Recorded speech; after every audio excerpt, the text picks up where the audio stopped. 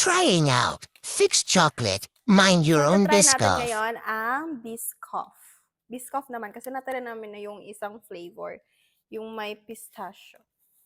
So, ayan. Yung mother ko, ano lang siya dyan? Watermark. Uy, ang ganda! Ayan. Ayan. Sa mga mahilig dyan ng chocolate na may parang peanut-peanut, diba yung Biscoff? So, ayan na siya, guys. Ay. Wow. Diba?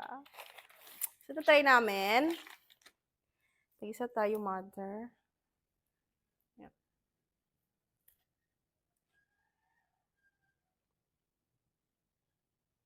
Diba? May pag-ano.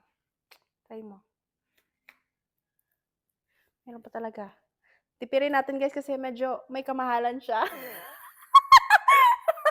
Ayan. Tag-isa tayo. Wait lang. Wait lang. Kagatin mo. Go. Kung crunchy pa.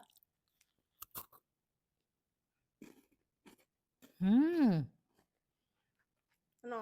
Anong lasa? Explain. Caramel? Hindi pa sure. Hindi pa sure. Ha?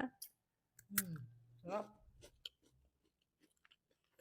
Ang masarap nga. Mm.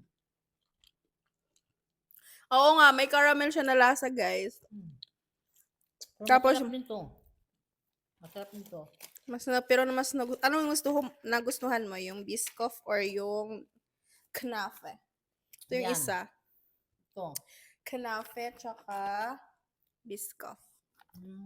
Diba? Mas masarap to siya, guys. Hindi ko alam kung yung iba hindi nila nagustuhan yung ano. So far, worth it naman. Yun lang. Bye!